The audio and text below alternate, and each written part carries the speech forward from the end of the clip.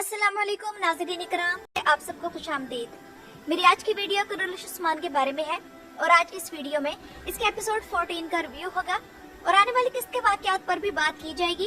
तो आइए चलते हैं आज की वीडियो की तरफ।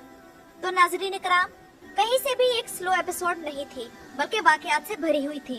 मिसाल के तौर पर इसी एपिसोड में फ्लेवियस अपने बाप की हकीकत तक पहुँचता है और उस पर यह राज खुलता है कि वो मुसलमान था। इसके अलावा दुर्सुन का पर्दा भी फाश हो जाता है और वो गिरफ्तार होकर फिर जख्मी भी हो जाता है। कराची इमारत का दमीर खान अपने हसद की वजह से बुरसा में एक फितने को उठाता है और फिर आखिरकार उसके जिम्मेदार को सजाए मौत दी जाती है। इसके अलावा गैम्बलिक कले की फतह भी दिखाई जाती है। हाँ, ये थोड़ी जल्दी में निपटा दी गई, लेकिन फिर भी ये मंजर अच्छा था। लेकिन अगर इस फतह को थोड़े नए अंदाज में फिल्माया जाता तो ज्यादा बेहतरीन था। इसके अलावा ओरहान बे से सुलहनामा होने के बाद भी एस्पोर्चा और फ्लेवियस की ओरहान के खिलाफ हिकमत अमली दिखाई गई। इसके अलावा ओरहान बे का ट्रेनिंग कैंप भी तबाह होता दिखाया गया। तो मतलब ये कि वाकयात तो बहुत ज्यादा थे, लेकिन प्लॉट की मजबूती में कुछ कमी महसूस हुई। शायद इसकी वजह राइटर्स की टीम में एक नए राइटर का इजाफा है जिनका नाम मोहम्मद आरी है। वैसे तो ये नए नहीं है, इससे पहले भी कुर्रश उस्मान की राइटर्स टीम में शामिल रहे हैं, लेकिन इस राइटर्स टीम में ये हाल ही में शामिल हुए हैं। तो इसकी वजह से वाकयात में आपस का कनेक्शन जरा कम था, लेकिन ये बात माननी पड़ेगी कि किस वाकयात से भरपूर थी। इसी एपिसोड में हमने ओरहान की हिकमत अमली और जहानत से भरपूर प्लानिंग देखी कि उसने एस्पोर्चा की गद्दाराना साजिश रोकने के लिए न सिर्फ फौज लेके खुद गए बल्कि अपने लिए एक इजाफी टारगेट भी मुकर्रर किया, जो कि गैम्बलिक कला था। यानी कि एक तरह से ओरहान बे ने एक तीर से दो शिकार किए, और अगर शाहीन शाह की गद्दारी ना होती तो शायद सब कुछ मंसूबे के मुताबिक होता। लेकिन सवाल ये है कि ओरहान बे उस कले से कैसे निकलेंगे। तो नाज़रीन इकराम, इस बारे में मेरा ख्याल ये है कि शायद ये फ्लेवियस ही हो जो ओरहान को उस कले से निकलने में मदद दे, क्योंकि हम देख रहे हैं कि उसकी यादाश्त आहिस्ता आहिस्ता वापस आ रही है और इस सीरीज में सबसे ज्यादा दिल को छू लेने वाली कहानी इसी किरदार की जिंदगी है। अगर हम इसकी कहानी देखें तो इसमें हर जगह ट्रेजेडी है। इसकी जिंदगी में कोई खुशगवार याद नहीं, यानी कि बचपन में उसके सामने उसका खानदान कत्ल कर दिया गया और सदमा इतना शदीद था कि उसके जहन ने यादाश्त ही मिटा दी। इसे अगवा किया गया, ईसाई बनाया गया, उसकी असल शिनाख्त उससे छीन ली गई और फिर चंद साल बाद जिस शख्स ने उसे पाला उसे भी धोखे से कत्ल कर दिया गया और कातिल ने ही बाप का किरदार अदा किया, उसके सोच को बिगाड़ा और उसकी बाकी बची कुची मासूमियत भी खत्म कर दी। फिर उसका भाई भी मार दिया गया और आखिर में उसे मालूम हुआ कि उसकी पूरी जिंदगी एक झूठ पर खड़ी थी। और नाज़रीन इकराम, मैं यहाँ आप लोगों को बताती चलूं कि राइटर्स ने अगर इस कैरेक्टर को पहले अकचोरा नाम दिया था तो मेरे ख्याल में शायद इसी नाम पर इस किरदार का पूरा मुस्तकबिल खड़ा हुआ हो। ये हो सकता है कि उसका असल नाम भी अकचोरा ही हो और लाशोरी तौर पर उसने अपना नाम फातिमा के सामने इसलिए ये लिया हो क्योंकि वो इतना बड़ा था कि अपने वालिदैन को याद रख सकता था। तो फिर यकीनन उसे अपना असल नाम भी कभी न कभी याद आ जाएगा।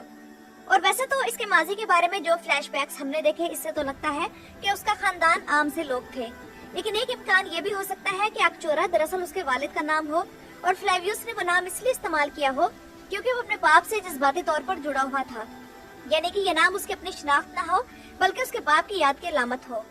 लेकिन अगर मेरी राय ली जाए तो मेरे ख्याल में इसे बिल्कुल नया नाम दिया जाना चाहिए, एक ऐसा नाम जो इसकी पर्सनैलिटी और इसके ऑरा के मुताबिक हो, क्योंकि बाज़ औक़ात नई शिनाख्त किरदार को ज्यादा मजबूत बनाती है। और जैसा कि हमने आने वाले किस्से के ट्रेलर में देखा कि इसे गिरफ्तार करके ओरहान बे के पास लाया गया है, तो बात यह है कि अगर इस प्रोडक्शन कंपनी ने इसे एवरानोस ना बनाया बल्कि जिस तरह से इनका रवैया चला आ रहा है कि बड़े और अहम किरदारों के साथ ये करते हैं कि जानबूझकर उसको मार देते हैं या फिर कहानी से निकाल देते हैं और फिर उसी की जैसी बैक स्टोरी वाला कोई और किरदार लाकर उसका नाम अगर ये एवरानोस रख देंगे तो ये मदाह वाकई बर्दाश्त नहीं कर पाएंगे। यानी कि हमें ये डर है कि कहीं इस अहम किरदार को अचानक खत्म ना कर दिया जाए और फिर इसकी जगह राइटर्स नया चेहरा ना ले आए। तो मुख्तसरन ये कि हमारा फोकस इस वक्त तीन चीजों के बारे में है कि क्या इसकी असल शिनाख्त अकचोरा है और क्या वो अपनी पुरानी जिंदगी की तरफ लौट सकेगा। नंबर 2 ये कि क्या अकचोरा दरअसल उसके बाप का नाम था और फ्लेवियस नई शिनाख्त के साथ आगे बढ़ेगा। और नंबर 3 ये कि क्या ये तारीखी किरदार एवरानोस बनेगा और अगर नहीं तो कहीं इसे कहानी से बाहर न कर दिया जाए। तो असल बहस सिर्फ नाम की नहीं बल्कि इस बात की भी है कि इसका अंजाम क्या होगा। और नाज़रीन इकराम, इस सीरीज के जिस तरह की पिछले 4-5 किस्तें आई हैं तो इससे हम ये समझ चुके हैं कि राइटर्स पूरी कोशिश कर रहे हैं कि कहानी को पिछले बोरिंग फेज से निकालकर एक नए फेज में लाया जाए।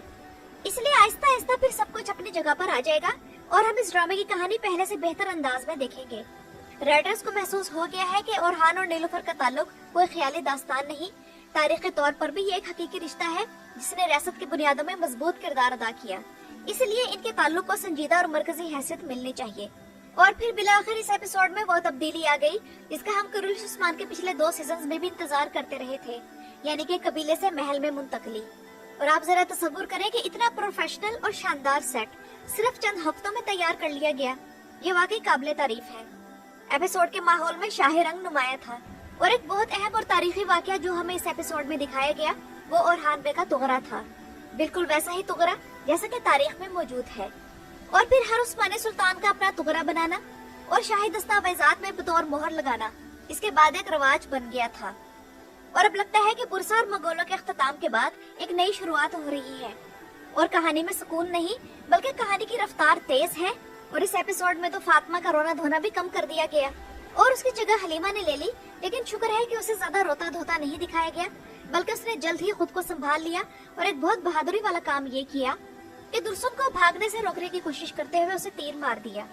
और वैसे तो दर्जनों आल्प्स की मौजूदगी में ये बात अजीब सी लगती है कि यही दोनों लड़कियां दुश्मन पकड़ रही हैं और सफ़े अव्वल में खड़े होकर लड़ रही हैं, लेकिन इतने सालों तक ऐसी तारीखी ड्रामा सीरीज देख देख कर हम ये बात तो समझ ही चुके हैं कि ऐसे वाकयात किस्त का टाइम पूरा करने के लिए डाले जाते हैं। लेकिन बस इस बात का ख्याल रखना चाहिए कि एपिसोड में गैर जरूरी मनाजिर ज्यादा ना हो।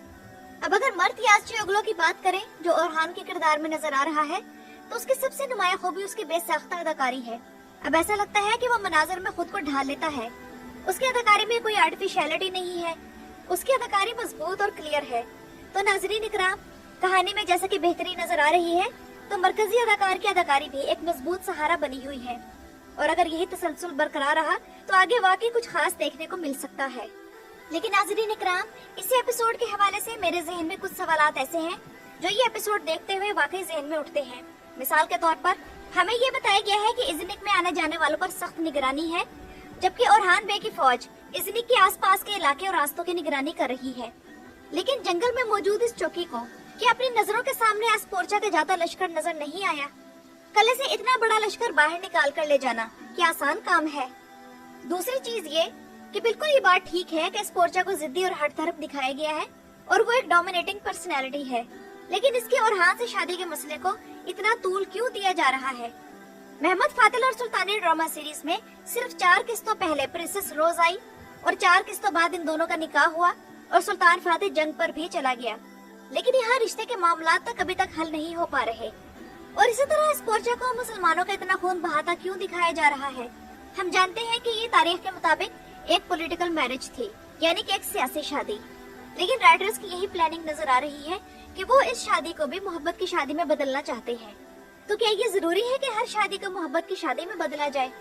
महमद फातिल और सुल्तानी ड्रामा सीरीज में सुल्तान की 3 बीवियां दिखाई गई हैं और तीनों से मुख्तलिफ हालात में शादी हुई। तमाम लोगों के हालात एक जैसे नहीं होते, तो राइटर्स को इस तरफ तवज्जो देनी चाहिए। और नाज़रीन इकराम, अब आते हैं इस एपिसोड की रेटिंग की तरफ, जो कि पिछली एपिसोड से कम होकर 3.47 हो गई है।